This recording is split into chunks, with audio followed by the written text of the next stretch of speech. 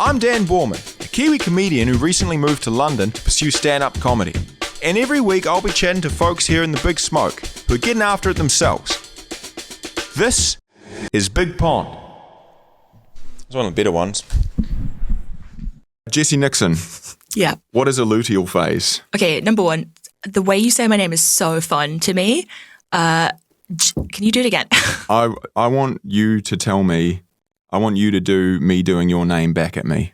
Okay, well, I've been trying to learn a Kiwi accent, and my theory, because I'm quite good at most accents, but Kiwi is really difficult. Yeah. But I think it's like E sound, like an air sound is like I for you, because you said ek earlier. You were like, I give myself the ek. That was pretty good. That was Right? like Temu South African, but it was close. Jessie Nixon. I don't know. It's so tricky. I was talking to a Kiwi guy on Hinge the other day. Yeah. And unfortunately, the only thing I found attractive about him was that he was from New Zealand. But I'll let him know.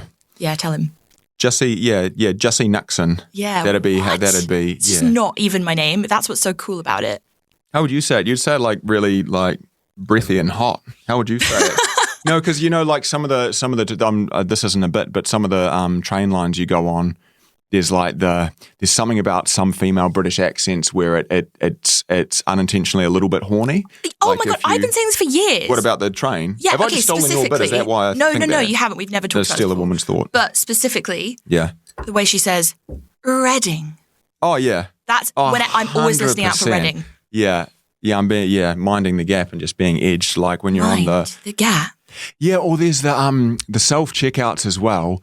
There's some of them that's like undetected item in bagging area. It's like, oh, but then Your there's item in my bagging area. Yeah, I can't hack that. But Sorry if you've got a boner right now, listeners. sorry if Jessie Nixon's given you a stuffy.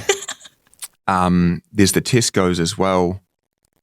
There's like one real nerdy baggage voice, and he's not nerdy. He sounds really almost like a little bit cheeky and whimsical. He's like, please place the item in the bag. He's like a bit like he's almost like leprechaun coded, maybe. Yeah. My liege, you've left an item in the bagging area. Yeah, Like a that. court jester. Yeah. Court jester vibes, yeah, and the self-checkout. So I don't know, the British accent is kind of silly, I suppose, but luteal phase. Tell me about your menstrual cycle. Picture this. You wake up, you've got a slamming headache. I hate it already. Your labia majora is sort of pulsating quite uncomfortably. I've heard about them, labia. Yeah? Yeah. We'll Heard call about her them. firstborn labia. Yeah, how good. And then you look in the mirror, you get up, you're like dehydrate, your whole body's shriveled up like a prune, but also sort of wet and clammy. Yeah. What about the labia majora? Are they now minora? No, that's a separate bit of anatomy. Separate bit. Dan, you fucking idiot. No, but I just thought if you're dehydrated, Don't they're let not. the chicks know that you don't know about, like, They know. anatomy. The only reason they match with me on Hinge is the accent. Okay, yeah. Call that a callback. Nice, good stuff. Yeah. Okay, so you wake up, you're clammy. You're There's clammy, a man you're dry. speaking over you. There's a guy, Mm-hmm. he's from New Zealand. You've met him maybe 3 times, but you have quite an intimate online relationship. Yeah, you just kind of, Your internet friends, and when you hang out in real life, it's weird. Yeah, but I'm thinking we're getting past it. I think we are. I think it was actually me at the beginning anyway, not you. Yeah. Because I'm in my luteal phase. Anyway, so luteal, and then you look in the mirror and you just see like a big lump of porridge. Mm. And you're like, oh no, this is the walk-in pantry. I'm not even in my bathroom. Yeah, exactly. Little joke for the oatmeal fans. Nice. Yeah, cool. So you look in the mirror. And then when it's the evening time, Yeah. you do a gig, you have fun with your friends. Yeah. But the whole time you're like, isn't it a shame I'm a piece of ugly poo? And then at midnight you chop off all your hair and you dye it all brown. Oh, right, because we're chatting about the hair. I forgot about that. Yeah, I well, was that's just my interested story. in the gynae chat. Oh, so because I understand with menstrual cycle, I saw it real a few years ago, and there's some parts of the cycle where like women are like super like on, And like really super hot. on. And is that like, that's when you're ovulating, eh? I think so. Is that the one you're like trying to tell the boys like, hey, I'm keeping my hair this week? You're like mega horny and you feel like Yeah. you're really fit. Yeah. Mine is always when I don't. It's like when I'm seeing family that I'm like ovulating. It's like, why am I Jesus. so fuckable this week when all I'm hanging out with are my uncles? Yeah, that's Sigmund Freud would have a field day with that one, eh? Sigmund That's who? bizarre. Sigmund, how do you say his name? Freud. Is it Freud? I've only ever seen it written. Frood. That was the most adorable thing in the world. That was so cute. It looks like it's written as It totally does. It totally does. The issue that I have with that is I have no leg to stand on to defend that. Like, I'm entirely wrong. There's no angle to hit that from to be like, well, actually, here's why you're wrong. That was just a fuck up on my part. If you told me it was a Kiwi pronunciation, I would have bought it. No, that's just a Dan pronunciation. It's like the word fatigue I'd only ever seen written in for like a solid couple years. I said Fatigue. No, fatigue. Fatigue. Fatigue, yeah. So now I just say that I'm tired, but yeah, unreal. So your luteal phase, you chopped your hair off. Mm-hmm. So that's the energy you're bringing today. Yeah. Less hair and... big headache, which is weird because less hair, but whatever. What we should do is a podcast in 2 weeks when you're ovulating, and I know that sentence out of as a soundbite will get me cancelled into oblivion. Here's a business idea. Come back when you're ovulating. And we record that podcast, and then what we do is we get the audio from both, and we chop them up, and we stitch it into one podcast, and people just think you're mental. Yeah, because you're it'll right. be like, why is she so ugly in one clip and so fuckable in the next? No, why is she glowing in both and the 4K can't pick up the detail? Just go easy on yourself. Because there's, what is it, American Psycho, Christian Bale, recorded it he recorded several different takes displaying several different characters and emotions, and then they stitched it together to make him seem real manic. So there was super happy, super sad, super angry, super this, super that. I think it was American Psycho. I don't really have the attention span to watch film. There's one film where Christian Bale lost 12 stone or something. Oh, yeah. There's a picture of him, he looks so scary. Well, I don't know if machinist is the pronunciation because I can't pronounce fucking Sigmund's surname. So I want you to know that you shouldn't feel bad or silly about that. I never felt bad. Great. I feel bad. I just didn't want you to feel embarrassed. No, I did. I was just negging you. I did feel quite terrible about it. Sigmund Freud, but we can cut all this out if you want, or you can re-record. I want people to know the real me. So Pink Floyd is Floyd. Yeah, that's correct. Freud. You're completely right. What's the name of the slip? It's a Freudian slip? Yeah, Freudian slip. Oh, so I've been saying, because what's been happening for 31 years is I've been saying Freudian slip and no one's corrected me. They probably just think it's because you're quite clever. So it's I would just assume it's a Kiwi thing. I don't know. I just AI most things and just kind of go from there. That's why when I'm chatting woman up, there's always an M dash. Oh, we're on fire today. That was pretty funny. I'm just going to clip that up and loop that for 2 hours. Nice, it's going to be a great podcast.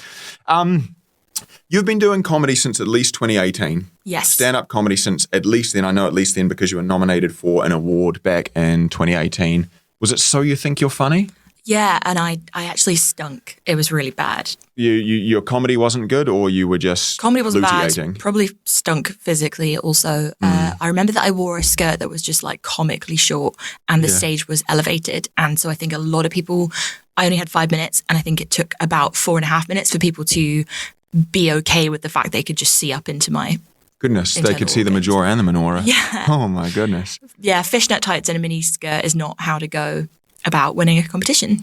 Do you think, is there a difference in 2018 and 2025 with expectations and what's allowable? Do you think that the skirts could get shorter and people were just this is just chill, this is cool? Yeah, because now my demographic is people that want that. It's mainly gay girls. Yeah, tell me about your demographic. It's the girls, gays and theys, and then a few kind of well-read older men who I'm are you in love with me, or do you just appreciate the nuances of my kind of contemporary, philosophizing, inappropriate confessional material? Is it allowed to be both? Yeah, I suppose so. And I love older men. Maybe they're in love with you because they enjoy the message. Maybe they've kind of I don't know, been either Pavloved or fruited into loving you a certain way. Do you ever feel sus when you've got, like you say, you've got the gays, theys, what was it? Girls, gays and theys. Girls, gays and theys as your crowd. And then I've seen you and there will be a couple of us white straight sprinkled in the audience. Do you feel a little bit sus? Are you kind of what are you doing here? What's your intentions? Or are you it's good to have diversity in the audience? It's good to have diversity. Usually it's because their girlfriend has made them come. Yeah. Oh. Sorry, I'm 12 years old, apparently. That's okay. Yeah. So weird that you're doing a podcast at 12 years old. Look, better early than never. So good at flirting for 12 years on this planet. How good. Yeah.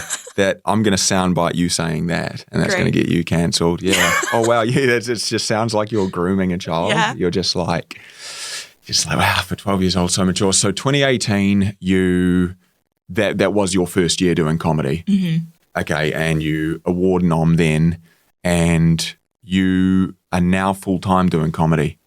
Allegedly, but I'm so incredibly broke that it's like, kind of feels delusional to say that I'm full-time. That almost makes it more authentic, doesn't it? If you're a comedian and you're broke, that you could almost argue that it means you're doing it properly, right? Because if you have money, it's like, oh, there's a little job we don't know about. You know, there's a full-time employment, or there's rich folks or something. If you're broke, it's like, oh, they are only gigging. That's all they're doing. Yeah, you're absolutely right, but it is a stupid decision also. Like, it feels cool. If we were in a film where it's like, there is money and my house is inexplicably really nice and my clothes are too because we're in a film, then it's glamorous and grungy and like sexy. Yeah. But IRL, it just means I eat a lot of beans on toast and walk everywhere, you know?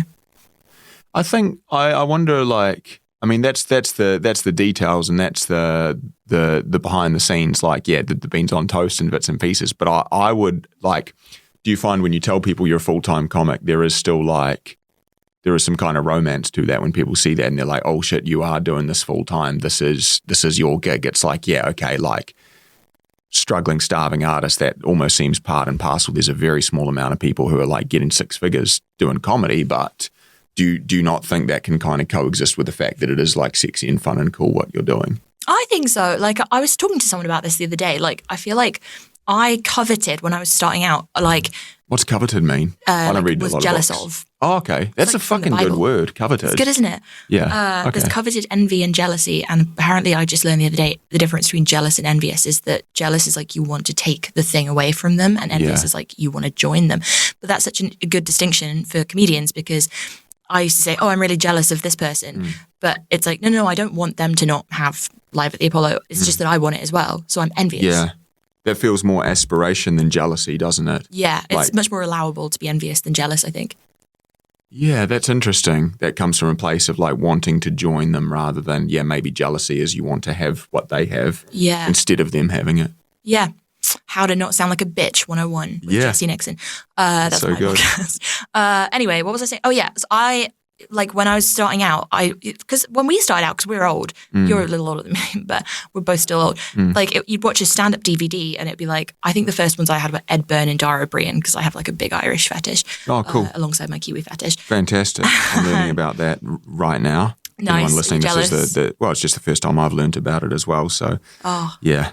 Well, we can go back to that. We can unpack that. But they were like, I don't know, it was like grungy and like there is a kind of fetishization of like the starving artist of like getting the megabus everywhere and your clothes are all torn and smoking rollies and like, I don't know, like all your makeup costs £1. Do you kind of like that though? Do I think it's cool and hot. When you crack it, do you want to let go of that? Because I can't imagine, because that's kind of your roots, like when you're doing the Apollo and when you've cracked it down the line, big style, I imagine you're still going to be wanting to get the £1 boots makeup because it's kind of who you are, you know what I mean? Which I know out of context sounds like the meanest thing to say to a woman. You spiritually are someone who buys £1 makeup, but you know what I mean? That grunginess, like you say, catching the megabus, is that something you ever want to, like I think of Kevin Bridges, right? And he's like mega, but he's working class. And I imagine he probably hasn't let go of kind of those roots. You know what I mean? Yeah, I completely agree. I think sometimes you get called, like I hang out with all my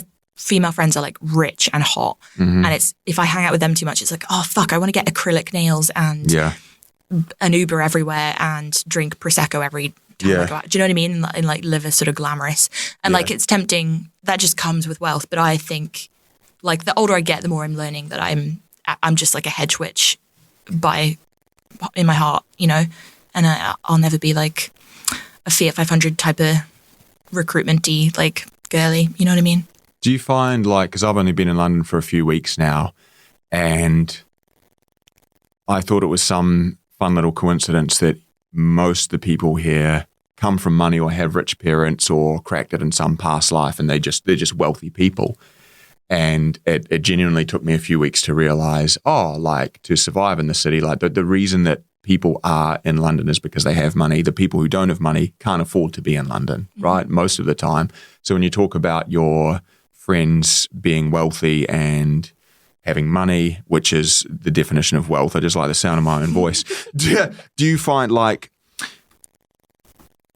you're not. I mean, you're not seeking out those people. You're not like, I want to have rich pals. It's just like most people here have a lot of money. Do you just find that you hang out in certain circles? There's going to be people with money because it is London, and to be here, you have to have money. So that is just the people we end up surrounded with. Yeah, I think so. And also, like, to kind of toot my own horn, I think that it's like those kind of people find me alluring and probably would find you alluring too. It's like they kind of want to have like a fun, creative, like starving artist friend. Yeah, is that novel to them? I think, I don't know. I don't want to accuse my friends of like fake, like fetishizing me being. Well, no, there's not bad intentions there. No, but they would have. It's fun for them because I can be like, they'll be like, oh, do you want to go to Nobu or whatever? And I can be like, no, why don't we go to Camden Comedy Club and get a pint for not something that costs the moon on a stage. Do you know what I mean? And like, you can offer like a little something to your friends if you're broke but fun, I guess. Yeah, no, I understand if people are like constantly just kind of like I suppose like a Lululemon crowd, right? And then someone's like grungy and fun and arty, that would provide balance to. We have cultural capital to match their fiscal capital. Why is London the spot for what you're doing? So you're from Bristol. Bristol is how far from here? 2-3 hours? 90 minutes. Really? 1 hour 40 on the train. When I'm driving. Can you drive? I got my license 2 years ago. Can you drive? No. Are you bisexual? Yes. There it is. No, do you rock climb? No, but I hike avidly. Yeah, because I don't want to stereotype, but the people themselves stereotype. Like any time I've met someone who's a rock climber or doesn't drive, I'm like, are you bisexual? And every time they are. Yeah. And that doesn't come from a place of me being unkind. That comes from a place of this. Here we go. Am I about to see a picture of you? Okay, listeners, Dan has this thing where every time he shows me a picture of him from the past, it looks like an entirely different person. That's still me, but look who how the happy fuck is that? That's not. Why do you look like you have a receding hairline in this picture? That's because I do. But you don't in front of me right now. I do. Sorry. See, everyone who's looked at this photo is like, look at that smile. And you're like, look at that hairline, you cuck. Yeah, sorry, my instinct is to make men feel small. Also, you're a donor. What does that mean? Organs or blood? It means organs. I think only if 20 people die, it's 1 in 20 people that die they can get the organs from, because you got to be like fresh, hit the ground fresh, allegedly. Yeah, donor. I think Daniel Dane donor. Most people by default, I think, are donors. Yeah, is that the same in the UK by default? No, I believe that we have to opt in, which I think is so annoying. Like, why the fuck aren't we opting out? Yeah. But I give blood all the time. I love going to the blood bank. Would you give your organs? Yeah, in a heartbeat. Would you give me a kidney? I think if there was no one else, I would think about it. I'd maybe. Well, no one else that needed a kidney or to give me one? No. If it was like you were in dire straits and no one else would give you a kidney, I would maybe look up what side effects I would have. If you have a kidney transplant, they keep the old kidney in there. Did you know that? No. So I have 2 kidneys, right? And one of them's like a bit gammy. So one of them's just like alpha male kidney. Yeah. And the other's like, I'm not good at filtering the blood. Simp kidney. Little simp kidney, just like, it's just on the little cuck chair under the rib. Grim.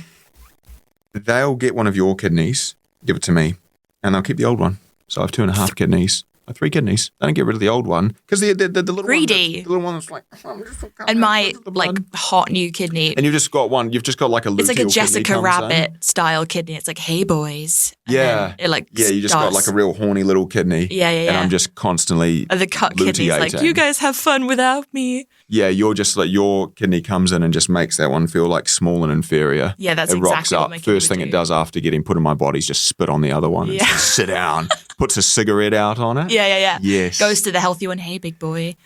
Yeah. Yeah. I can imagine getting one of your kidneys in there and all that they hear on the ultrasound is just like rumbling noises, but it's just you hitting on the other kidney.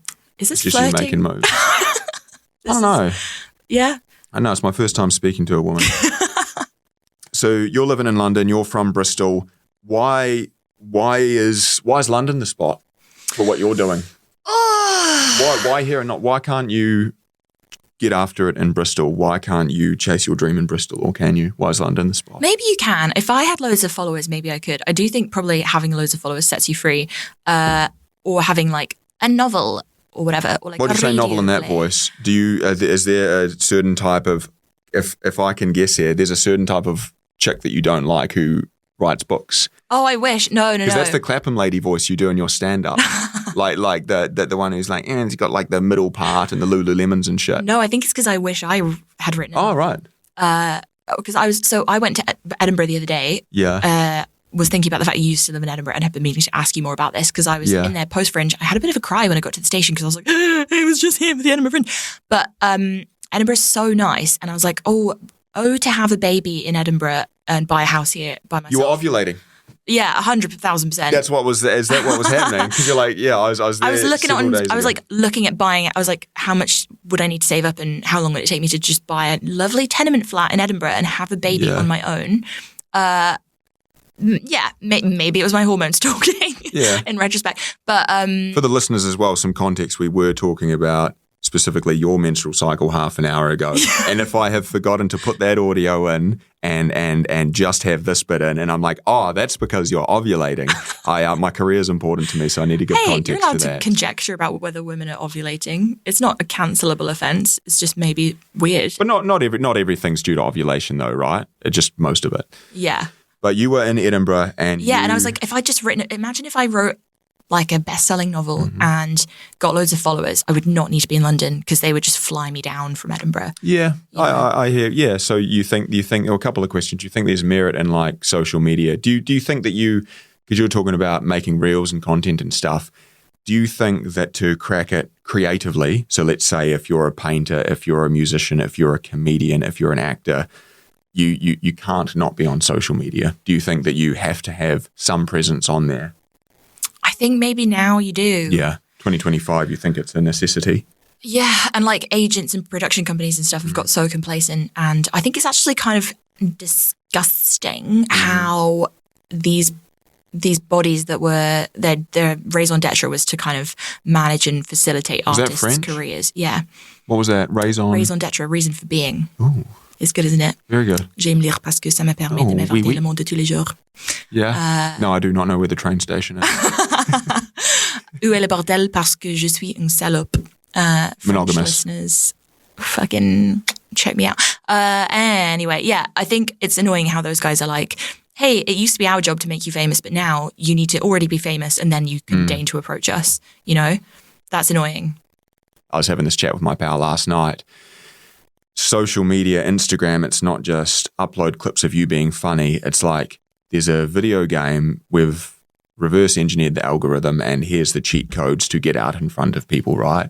It's a little tricks and hacks to keep people engaged. Do you think it feels like, do you think it bastardizes the art form of what you're doing, that to make it on social media, you're not just putting, it's not just parallel copy paste what you're doing in person on the internet. You've got to like internetify a version of your true self and your art and what you're expressing to match what the algorithm wants. Do you think it bastardizes the art, or do you think it's an extension of what you're doing? No, my God, I think it's so annoying that you have to be a social media manager, producer, writer, editor.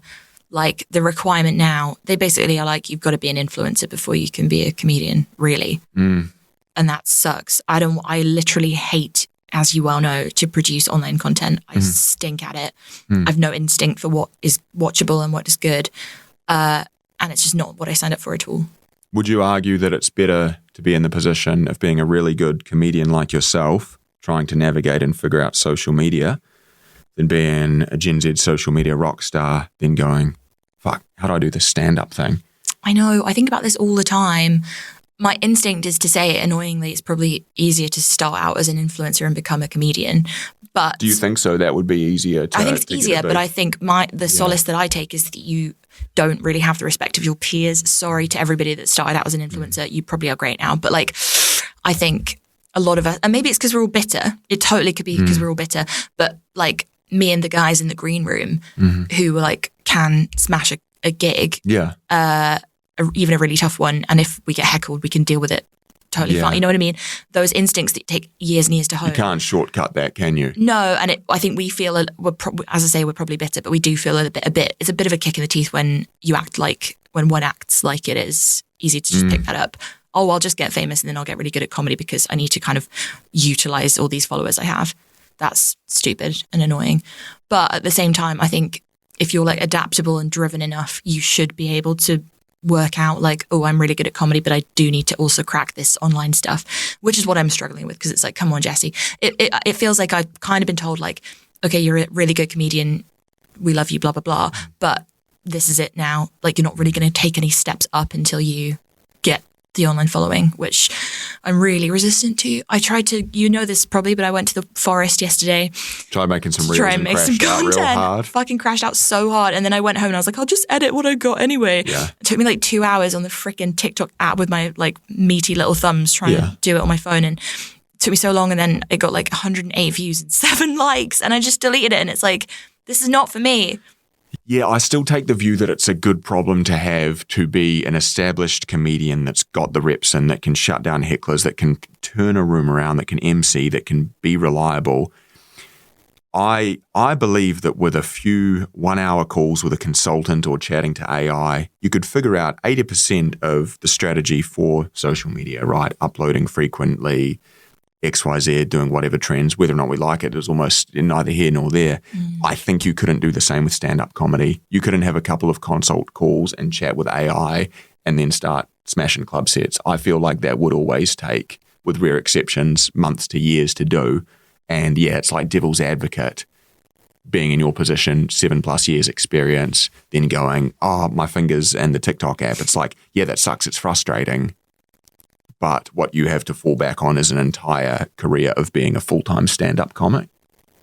Yeah, and I also think in terms of people thinking you're sexy, it's still sexier to smash a gig than it is to have 300,000 followers. And obviously, my raison d'etre is to have people think I'm sexy. So, do you think that's a motivator for both, like for the online stuff, for the in-person stuff, does come back to like, people think I'm funny and cool and sexy. I mean, that's a big motivator for everyone, isn't it? Yeah. And that's an important metric. Oh, yeah. I think, like, you can hold a candle to smashing a gig. Although, annoyingly, like, I think as a lady comic, the returns. So they're letting women do everything now. I know. Not like cool, man. Voting next. Yeah. I don't do that. I think it's wrong. But yeah, like, I mean, chicks probably dig it, mate. Like, you probably get fucking people asking you out after gigs all the time. I get girls and old men. It's not as fun. Asking you out after gigs, but yeah, every comedian I know met their girlfriend, like having been approached by their girlfriend after a gig. I think what's interesting about that is if I had a woman come up to me and then established a relationship with that person, I don't know if I'd want to be in a relationship with someone who chats up comics at clubs. Does that make sense? Yeah. I like doing stand-up. It's an ick to find you attractive. I would argue that it's an ick to find me attractive. Yeah, if someone's like, I can't imagine settling down with someone who's hanging out at a bar at midnight, chatting up an open mic comic from New Zealand. I was like, you've got strange priorities. Why do you find this? I don't like this set. Why are you telling me it was great? It was garbage. No, I'm mostly joking when I say that. There's something I wanted to. There's something I was going to ask earlier. Clap is so good, by the way. Thank you so much. Good at clapping. Yeah. Do it again. I won't be able to recreate it. Nah, because I'm overthinking it now. Okay. That wasn't as good. I think you've got like a wide palm and short fingers. And that's short fingers and a receding hairline. That's sorry, so rude. Dan. So many drive-by shootings from J-Nix today. I'm sorry. Drive-by shootings from J-Nix. That's so good. I love that. I love nicknaming yourself. Does anyone else call you J-Nix? Yeah. That's good, isn't it? J-Nix, if it was just you. Jizzy Knickers was at school. And you got to give it to him. It's good. Jessie Nixon, Jizzy Knickers. Jizzy Knickers is hilarious. Yeah. And then Baby J, my like funnest, most kind of guy that I have the biggest frisson with. Yeah. What's frisson? Is that humping? It's more French, actually. It means like a shiver, like a little bit of sexual tension, just like in the air. Oh, cool. So like maybe humping. Yeah, like implied humping ambition. Yeah. That's so good. That's fantastic. What we're chatting about clapping, we're chatting about receding hairlines. Yeah, short fingers, receding hairlines. Yeah. It's an ick to find you attractive. You said when you got to Edinburgh, you felt sad. Why'd you feel sad when you got to Edinburgh? Oh, I don't think I felt sad. I think I was just like the Fringe was such a fucking huge deal to me, and I got to the station and I was like, I was only here like 3 weeks ago in the context of doing the Fringe, and I was like, it was being at the train station because I remember being just so earth-shatteringly tired when I was leaving Edinburgh a mere 4 weeks ago, whatever. Did that conjure up feelings that you didn't have time to feel when you left? Exactly. I was too tired to like know how I felt at all, but it was like this just momentous thing, and it was so good. Like I had such a good time and felt so like loved and respected at the Fringe. Why was Fringe so momentous for you this year was especially a big deal? Because it was your debut, wasn't it? Your solo debut? So that is a massive deal, and you were at Assembly. Yeah. So it was like a reputable, cool, desirable venue. You sold out the run, or you packed out most evenings. You had a lot of people. Didn't sell out, but it was decent. You had a shitload of people through. You had decent reviews. It was a thing with a capital T. So when you went back there, you were like feelings of like, I was so tired when I was here. This place is now quiet when it was busy. Everyone loved me and adored me and like, what was that like? Yeah, and I just felt proud as well. It wasn't like I wasn't like, oh, why am I back here and I'm not in the Evening Standard this week or whatever. But it was just like, I worked really hard. I was really stressed about it. All my hair fell out. You're not being funny. It actually, like, you lost a lot of hair from the stress. Yeah, I used to have and my hair is like a huge, not to be emo, my hair is like a huge part of my Oh no, I'm the vibe. same. I had a dream 2 nights ago where all of my hair came out. That's like a fear of mine, is losing my hair. Yeah. You couldn't pay me. You couldn't pay me to cut my hair. Yeah. £50,000, I wouldn't do it. Yeah. More I probably would, but I'm attached to it like you are. I completely understand. Mm-hmm. So you like lost a bit of... Yeah, it just kept falling out in the shower. And I was like, this has to be stress related. Yeah, definitely.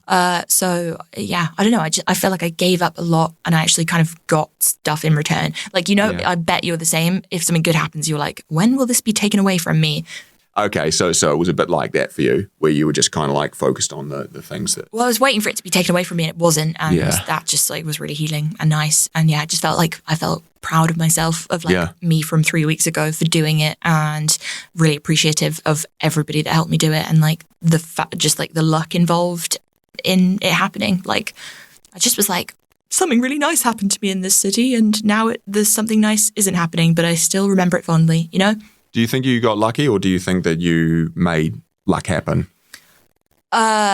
I definitely think I worked hard, but there just has to be a fair bit of luck involved. An element of, if you had done that 10 times, 5 of them, it might not have gone like that. Yeah. Yeah.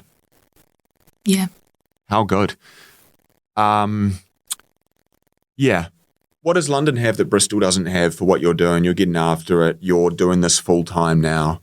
2 questions. The first is, why is London the spot for you? It's just stand-up comedy, you're also acting, you're also theatre kid, voiceover work, or stand-up is the focus? Oh, no, I'd love to do voiceover. Yeah. I would adore You should voice the self-checkout, so I can imagine that. Yeah. It would be unreal. I'll do the trains. Pay for your Pepper, you naughty boy. Yeah, oh my God, dominatrix self-checkouts, please. Oh my God, don't you think that'd be amazing? That would be incredible. That'd be so good. I'm just like, it's the one checkout that you have to kneel for. Yes, come on. So good. We don't call them peppers in New Zealand. We call them capsicums. What? They're called capsicums, yep. So I'm always searching for C on the self-checkout, C for capsicum. Peppers like the red and orange and green things. Did you know, to go further down the rabbit hole in the tangent, those 3 coloured peppers, did you know they're all the same pepper? At different stages of being a pepper? Yes, I did, okay. Daniel. Smart girly. I hang out with rich people and we know all about the peppers. Capsicums. Capsicum. Can you spell that for me? Capsy, and then come like the naughty cum. CAPSICUM. Capsicum. Wow. It's a capsicum. Can you edit that last bit so you're just saying cum? So I'm just saying cum. Just do a supercut of every time we say cum in the podcast. Capsicum. Yeah. Wow, that's cool as fuck. What else do other vegetables have names? All of them. Different. They've all got names. We don't just like, there's not just like, we're not just speaking in sign language. Means carrot. And yeah. Yeah, I can't think of any other Zucchini. Funny ones. But do you ever have any American names for stuff or no? Coriander's coriander, not cilantro. Because Can you do accents? I'm half American. What? I've got a US citizenship, which I found out about when I was 24. Damn. Yeah. So I'm just like, I'm so layered. I'm like This is why you're like this. That means onion. Great. This is so perfect for a primarily audio medium. Yeah, it's fantastic. Well, I mean, there was nothing to see anyway. Where'd you get all the American from? My old man was from the States. So he's from Michigan. And so he came to New Zealand in the 80s. He was hitchhiking and Mum picked him up. Oh. How sweet is that? Because people don't meet like that anymore. You just and he was shop for like woman nice on to an her app and didn't now. kill her as well. That's so cool. Yeah, absolutely. Was she just driving alone? What a 2025 takeaway from such a sweet story, right? to do that it was just kind of like he didn't kill her. It's like, yeah, but Mum picked them up. You know, there was not victim blaming, but there's an element of, you know, there's a risk being taken there. I think she saw him and thought, you know, I want my kids to have good jawlines and fragile egos. Yeah. How is it traveling through life with the jawline that you have? Do you feel like a kind of inherent confidence in every picture that gets taken of you? I was looking forward to having some of the podcasts to edit out. I was looking forward to an unusable segment. As we chatted before, I didn't have my face and hair till a couple of years ago. I looked like I was only a hottie biscotti recently. That must be nuts. Yeah, well, it's like the thing is when I do stand, I've got questions to ask you. I don't want to go down a rabbit hole of me, but when I started doing, it's only the last many weeks that when I do stand up, I allude to the like, oh, I've got like long hair and a little earring and a nice jaw and shit. And every time I do it, it pops off. And now I'm like, oh shit, like the audience is seeing this thing that I'm talking about, right? You know, when you talk about an idea and the audience laughs back at you, then you're like, oh, they get the idea that I'm putting down. The thing I said was true. Yeah. Yeah, and I don't find it hilarious myself to say it, but I do a bit where I'm like, oh, like I know I look like a fuck, and I do, but it doesn't mean that I'm good at it.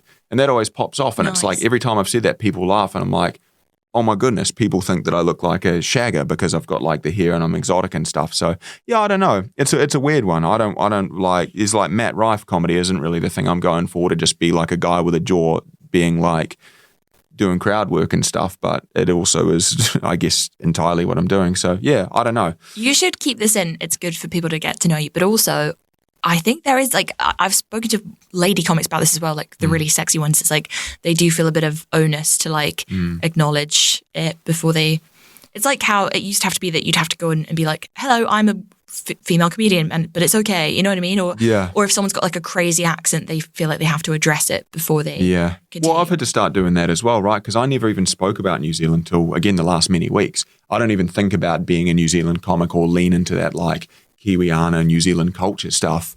I'm just like, I'm another guy doing stand-up and I hope that you find me funny. But now when I start, I say, you know, g'day, how you doing? And then I'm like, New Zealand. Cool. Moving on. You know, I just say that. I'm like, New Zealand. And I get a bit of a laugh because people are like, yeah, we were wondering. Because I'd always get heckled with people asking where I was from. Yeah. And then I was like, oh yeah, I haven't really addressed that. They're just keen to ask you, so stand up for 7 years. Why are you doing, there's so many things that you could be doing. Why are you doing stand-up? You have had a past life working many jobs. You worked years ago at Marks and Spencer. Yeah, how do you know that? What were you doing there? I did my research. What were you doing at M&S? Oh my God, it's a sick job, Dan. You'd love it. I worked in the lingerie section as a bra fitter.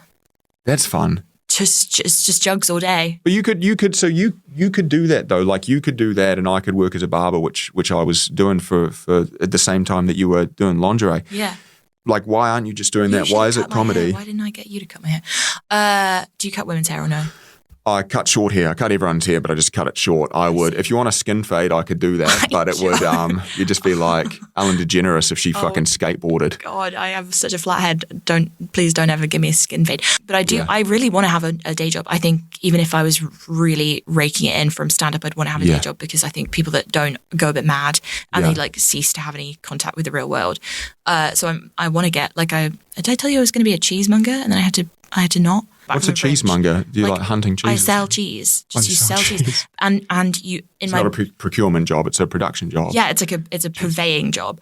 Like I stand in the cheese shop with just like this massive counter of like delicious, delectable cheeses. And in my brain I would wear like your own personal cheeses. Yeah. Reach out and touch faith. great. I don't know if that's... Personal Jesus is a song by Depeche Mode. Oh, nice. It was 50-50. That That's was all really, right. Sometimes we get lucky in comedy, like your Fringe run, and sometimes we just interrupt a woman chatting about cheese. But that's the duality of man. So you want to work as a cheesemonger. You think that having a job would keep you grounded. Do you think it would make your arts better to have touch with a job? Do you think art in general is better if you also have that normie gig? Yes. You need to, and also like you gotta, how else, what are you going to talk about if not your day-to-day experiences? Yeah, the green room, riding the tube. That's the thing. You can actually tell if somebody has not like hung out with enough normal people, all of their material starts being like, oh, I was in the green room the other day and this happened. Or like, oh, I was on a train the other day and this happened. I was on the bus the other day. I was in a TV studio the other day. It's like, okay, all of this is just based on your experience as a comedian and none of it's that relatable to me. Whereas, I mean, I know not everyone works in a cheese shop, but being like a customer walked in the other day and they were like this, like that's way more relatable. And knowing you the little that I do, do you romanticize the idea? Because most people I want to work in a cheese shop because I like cheese. Mm-hmm. I can imagine you having an image, and correct me if I'm wrong, you have a mental image of how you would look if I walk into a cheese store. Dan. You've got the apron on, you've got like I know that you have romanticized cheese, Jessie. Done that? But I know because I'm cut from the same cloth as you. You're not just like, I like cheese, I want to sell cheese. You're like, I want to be the hot cheese girl. Fuck's sake, Dan. Genuinely, why have you nailed me to the wall with that? Yeah, I was, the thing I was excited about was buying like booby dresses and then wearing them in the cheese shop. And then like my suitors walking into the cheese shop and being like, I came here for cheese, but this woman is so beautiful. I think I'll live with her. That was the fantasy. So it's almost like a dom thing for you, isn't it? There's a little bit of a, could I stretch the imagination as far as to say you want men coming in who don't know about cheese and you have cheese knowledge and they like kiss your glove on the way out? Well, I feed them the little samples off the tiny fork, like straight into their mouths, and I really viscerally describe the cheeses. I can imagine you're talking earlier about like you say that you have a round and trustworthy face. Mm-hmm. I can imagine if you were, and I say this as a friend, I'm not being weird, if you were the cheese girl, you'd sell more cheese. That shop would sell more cheese. If you were the cheese shop girl and you're giving me the little fork, I think there would be like, I would get a kick out of that. People would come in for me. Yeah, and that could just be a me thing. That could be something to unpack at therapy. But like after a gig, if I had a TV gig a few months back and the woman in the makeup room did my hair and I kept going back and they're being like, oh, can you fix my hair? And they're like, your hair's fine. Do you just want us to play with your ringlets? I was like, yes, please. And they're like, play with my hair. I can imagine it scratches the same itch going into the cheese shop. Jessie Nixon is in there, and you're feeding me cheese.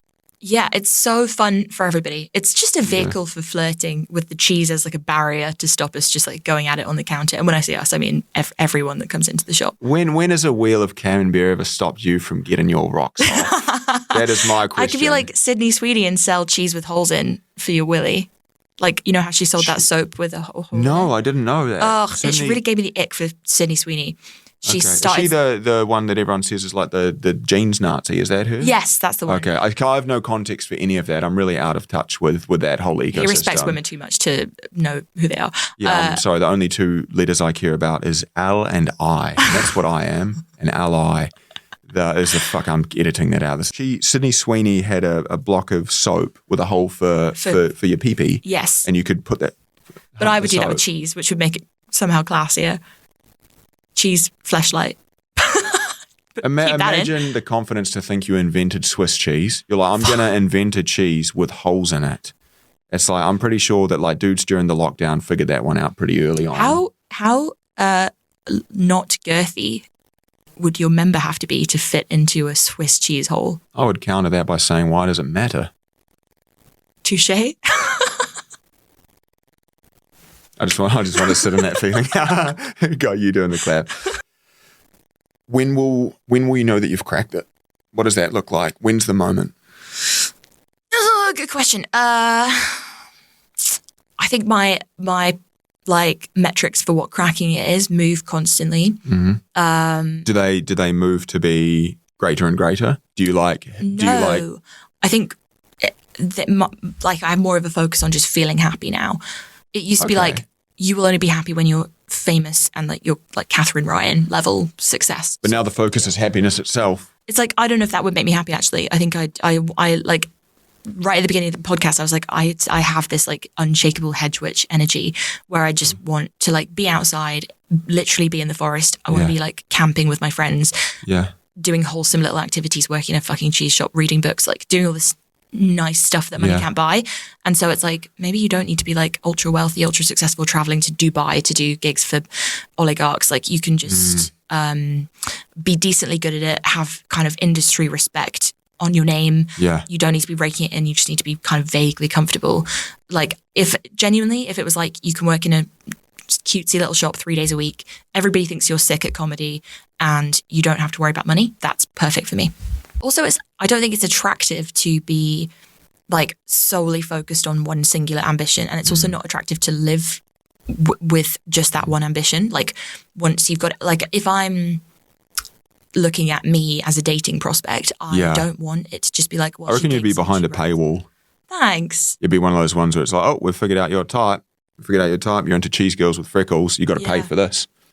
Someone I was thinking about on the tube this morning, it's what we call the train in London. That's what we call the underground. You were talking earlier about enjoying the process. How do you enjoy the process, and what's the value you put into enjoying what you're doing? Because I know there's a lot of comics, there's a lot of creatives, people that'll burn out because they're just so focused on getting the thing, where there's an argument that the enjoyment is the chase of the thing. But while we're chasing the thing, we're not even enjoying the chase to get the catch, so there's no enjoyment in the process. What's the value you see in enjoying the journey? What's the value that you place in enjoying the ride to get where you're going? And how do you do that? Really good question. I think I'm really bad at enjoying it. I think I'm a classic example of somebody that like is annoying about it. And like how you were saying about smashing hot water and then being like, but the mic's down. I do the same thing. Living with Robbie, my landlord and best friend and the guy that produced my show. All one guy, single, ladies, 6'2", very sweet. I'm guessing those are two different measurements.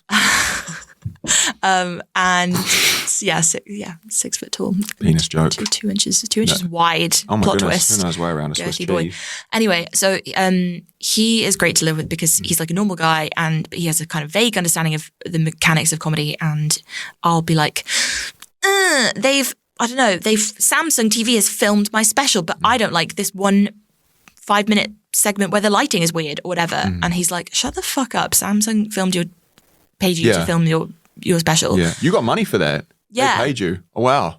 Yeah, when Unreal. they sent the email, they sent the fee and I replied being like, oh, I can't afford that. And then they were like, no, we want to pay you it, which was like, oh my God, It's such an artist response that you receive an email with a monetary figure and you're like, I can't afford that. And they're like, no, we give it to you. Yeah. And you're like, that like maths equation woman meme, just trying to figure it out. You'll pay me for my art? You're paying me for I won't have to pay to do my art? That's insane.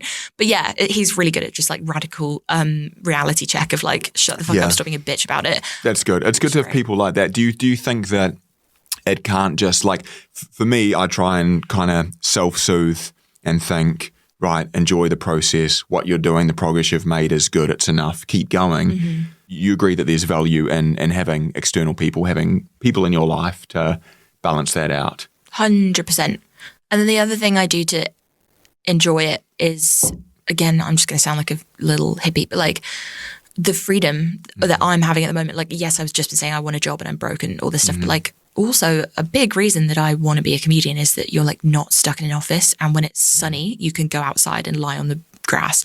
Yeah. And you can text another freelance friend on we're doing this on what is it, Thursday today? Like Wednesday morning. That's how fun. And I was on the tube with all these commuters, like looking grim as fuck in their pencil skirts trying to go to work. And I was like, oh, I'm just going to go see my friend and chat shit with him. And that's like work for me. And that's amazing.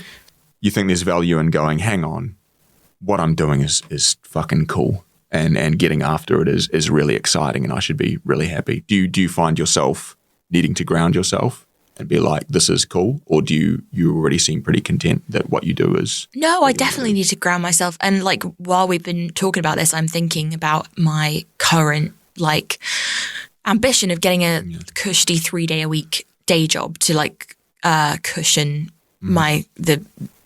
oscillating finances of being a comedian. But I'm like, oh, maybe it's because I've done working full time. I've done doing comedy full time. And now I've laid my sights on doing a bit of both. And maybe I'll always be a bit like, oh, this isn't quite it. And that's just how we live as people. I do think it's a kind of trait that a lot of comedians have of just like constantly looking beyond what we have. I think you kind of need it in order to do that. Was my next question. Do you agree that we do need that, but there's a healthy amount, right? There's a healthy amount of wishing that you had more, wanting to do more, being like, oh, I am not enough. Do you think kind of microdosing that is advantageous, but too much of it is detrimental? Yeah, that's exactly. Yeah, I completely agree with you. I basically just said what you said, but and I just rephrased it in a male voice. Yeah, no, I agree with you. I completely agree. With you. Yeah, look at us in agreement. I would kiss, but I just think twice in one day seems a bit excessive. Unreal. You haven't been to New Zealand yourself. You haven't had a lot to do with many Kiwis. I love getting the perspective of Brits about New Zealand. I know Kiwis love hearing external perspectives of New Zealand. So I'll ask you this. Our capital city of Wellington is about 500,000 people. And then our biggest city, Auckland, there are 1 million people. They are an 8-hour drive away from one another. And they are our two biggest cities. Here in the UK, there's a train every half an hour from London to Manchester. How often do we have a train going from Wellington to Auckland, if you were to guess? How often is there a passenger train between our two largest cities, which to drive is 8 hours? One of them is the government hub and the other is the financial international hub. 8-hour drive, 500,000 and 1 million people. Okay. How many trains? I feel strongly that I'm being set up to assume that it's infrequent. I know it feels like such like a spectrum question as well. How many trains as a question feels very weighted, that the whole time you're talking about the art and opening a cheese shop and I'm like, I can't wait to talk about trains. Okay. No, but just if you were to guess, and I don't think of it as weighted or set up. But I'm not going to undermine the premise for your question by being like, once a year, but just I do annual think train. Yeah. Yay, the Christmas train. Yay. If I'm well behaved, they'll let me have some of the coal. And it's like £1 million. No, okay, I think trains do weigh a lot in your defense. I think it's going to be thrice daily. Thrice weekly. What? We have a train every other day, not even every other day, 3 of 7 days. And to drive from Wellington to Auckland takes 8 hours and the train takes 12. It takes longer to take the train and it's like a scenic train. It leaves at 7 in the morning and gets into Auckland at 7 at night. So we, not quite every other day, have a train going between the two cities. And then we have 2 airlines. And the 2 airlines cost, I mean, it would cost, it's more interesting than funny. It could be like £200-300 to fly between the two cities. So you are like, I know Brits come to New Zealand and they're like, where are all the trains? Yeah. Right? Yeah. It's like an autistic boy at Christmas, like, where are all the trains? Get me my train. Why'd you get me fucking insane. But also I really want to go on the roadblocks. train. Like, I don't know if this is the correct response, but my God, I want to go on that train. I adore trains and I adore scenic trains. Like I was just doing Edinburgh to London and it was just like, I like trains. Why do you like trains? scenery. I was on the train the other day and all these fucking young people were hogging the windows and they weren't even looking out of them. And I was so angry because I was stuck in the aisle trying to crane around some little 19-year-old. Did you want to have a romantic moment where you look out the train window that's and the other pretend you're in reason. a music video? Oh, God, yeah. Not 1,000,000%. stereotyping, but I don't cheese even girl. watch, I don't like download any films or whatever. I listen to music for the full like 6 hours. Yeah. And I love it. Yeah. Do you find when you catch a train, you talk about to a degree, I mean, you feel pretty balanced and grounded with it, but you know, creatives, the neuroticism of the unrelenting, I need to be doing more. Why I like trains, and this is why you like trains, that you just get to have like permitted off time. Mm-hmm. Like you're not expected to be productive on a train. You maybe go and get like the little paper bag with your little like your LNER, your little sandwich and your drink, and you can just chill. Do you find that catching a train allows you off time? Yeah, because I think there's a myth of like, I'll work on the train, but I never do. I never do. That was always a myth growing up we were told before we went to bed. Yeah. It was like a bedtime story. I was like, Mum, tell me the train story. And she's like, you must work on the train. Yeah, and I'd just be asleep 30 seconds and I found some strange comfort in the promise of capitalism. Yeah, didn't we all? Yeah. No, I completely agree. You don't have to do anything, and you don't even need to really be like polite, you know? You don't have to be polite on a train. What train? No, What? Hang on. What are we scratching? Oh my God, I'm going to get cancelled so hard for not being polite on public transport. When I say polite, I mean sort of like actively pleasant. Like I think there's a lot of... Who are you being rude to on a train? Well, that's it. I'm not being rude. I'm not performing approachability and desirability on the train. Yeah. No one really bothers to look at me. Do you know what I mean? I love to be anonymous on the train. And the ticket lady comes, I'm not necessarily like, hi, how are you doing? I'm just like, here's my thing, neutral. scan it. Yeah, you're a hello ticket person. Yeah. Do you panic when they walk over to get your ticket? I always have a script in my head. It's like the roll call when it starts getting to B for Boerman. I start panicking. I find that with the rail card and the ticket, or is that just a me thing? Well, my heart starts racing. You know, I have an incredibly inappropriately sexy rail card picture, and I kind of find it titillating to know that I'm about to show them that, and like, what are they going to think? Should I overlay your rail card photo? Yeah, please do. Okay. Yeah, ladies, hot tip. If you want to just inject a bit of fun into your day, just have like a really slutty rail card picture. Quick and boring story. I went I had to get a new passport while I was at the Fringe. Yeah. And I needed to go into the shop, and I was living on a street that had a Kodak shop on it. And so I went in there to get my... Did you have a Kodak moment? I had a Kodak moment. I had my... That's what I call my breakdowns when they're filmed. When someone films me crashing out in public. You should call this podcast Kodak moment. Kodak moment. Yeah, well, you had a Kodak moment in the woods yesterday when you crashed out in the forest. Yeah. Yeah, and then was delusional enough to be like, maybe the crash out is the content. Which it wasn't. Like, it's not good content. It's funny how you can't even have like a mentee be in a forest without being like, what are the hashtags I would use for this? I hope I look hot while I do this. Throwing up a peace sign while you're getting cuffed. Literally. Oh, don't. Sounds so sexy. But no, I was in Kodak and I got my passport photo taken. And then there's two little teenagers that took my passport photo. And then they came to my show later on. How cute is that? Did you tell them about the show, or did they just I also used to print out my stars from my reviews from Kodak, and I would go there like every other day, and they were like, why are you printing out all these stars? And I was like, it's for my poster, for my show. Yeah. And that was trying to recreate the night sky in my bedroom. Yeah, but only so 5 stars at a time. Yeah. Then they came to the show. I just thought it was really cute. Like, it's very authentic experience. I love that. No, I do appreciate you coming through. It has been cool hearing from you, Jessie Nixon, London-based. You love how I say your name. Jessie Nixon, London-based comic. I first saw you many months ago in Camden. Really, really enjoyed your set, and I don't want to blow smoke, or maybe I am, but when I could say that it was a small slice in the pie chart of me moving here was seeing you and thinking, this is the caliber of comedy down here, and it gives me something to aspire to. That's nice. I thought it was very. Can I ask you a question? Funny. Of course you can. So we met at Camden because you also were really so fucking funny that night as well. Nice thing to say. And I do remember crushing though. Yeah, you fucking killed it. And then you were really nice because I said, "Oh my God, that was amazing." And you were like, "Oh, it was because you opened and that was really good." And you were like, "It was the perfect, humble but not annoying." Yeah, no, you set up the room for me to succeed. It was a great interaction. We had a great time, and I left and I was like, "What a great hot guy from New Zealand." That's so nice. Do you think I'm a hottie biscotti? Yeah. Do you think I'm a cutie pie? Dan, I say this to you all the time. If we weren't comedians, would you kiss me on the lips? I think so, but I misread the vibe. That's fine. I think you're too handsome for me. We're not going to entertain that. You're doing too much for my ego. Soft features and freckle girl from a cheese shop telling me I'm pretty. That's like fucking heroin to the unhugged.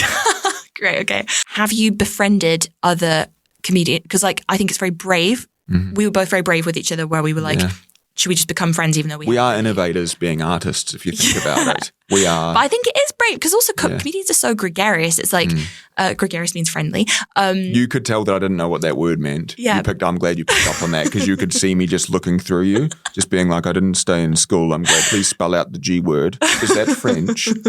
Yeah. It's when people are called Greg, their names are actually. I hate that you beat me to that riff as well. Yeah, I knew it was coming. About to, I'm so predictable. Wow. Comedians have such good social skills that it's like, the amount of interactions I have where it's like, oh my God, you were great. No, you were great. Do you want to be friends? Yeah. Should we go for coffee? Yeah. And it's like, there's artifice to it and it's not actually going to happen. But I feel like we actually made it. You keep saying fucking fancy words that sound like they're from like Game of Thrones. Like artifice. Is that the fucking dragon? That's like fakery. It's fake. Oh, right. I'm so sorry for dragons being aren't real anyway. Like obnoxiously verbose, and I appreciate it. You just said, no, you're not. Because you said verbose. You're not apologetic. I'm sorry for being verbose. It's because I was homeschooled and I listened to so many audiobooks. Have you got other friends like me where you just met them a couple of times and you were like, let's hang out? Is that you sussing out the vibe and my intentions? Because you kind of have to do that with men sometimes, don't you? Because it's you. We slipped into this really nice, easy, we talk quite a lot friendship. Mm-hmm. But it's like if you were doing that to loads of other comedians, you must have so many friends. It would feel like it would invalidate it if you then learnt that I have like 30 other pals who I just do that with. To answer your question, not really, no. I think of the comics on the scene, like I think I took a liking to you initially because you're batting for the audience. The audience, there's a type of person, there's a character who we all see and we go, oh yeah, fuck that person. And the fact that from the get-go you're able to go, I'm with you, I don't like that person either. You're sitting in the crowd with the crowd. You know what I mean? Yeah. You're not talking at them. You're like, hey guys, isn't XYZ fucking doesn't this type of thing suck, you know? And that is a skill. If you can do that, then you just got them in the palm of your hand, don't you? Oh, thanks, Dan. No, I appreciate having you through. I was going to ask how many sheep do you think are in New Zealand, but we don't have time. Very quickly, how sheep to person ratio, New Zealand? I feel like I've seen this on the back of a penguin bar or whatever, so I'm going to say like... Well, maybe like a sanitary pad, because I know they have quite... 600 sheep to one person? Yeah. Folder-fitted sheep? Yeah. Thank you. 5 to 1. Oh, okay, 5 to 1 sorry ratio, for massively overshooting it. But that's still quite impressive. Large number of sheep. That is quite a lot of sheep. We've got to end on a riff. What do we say? You were led to believe there's a 600 to 1 ratio. You had the wool over your eyes. There it is. Hey, quick and the dead around here. Appreciate you coming through. Jessie Nixon, very cool person. Thanks. And someone I'm happy to call my friend. I hope that I'm not rushing you for your train. I am a little bit. It's 12:50. It's okay. But I hope that you have time. This deadline is fictitious. Like, it doesn't matter. Like, I'm meeting a friend, so it's Fictitious? fine. Not real.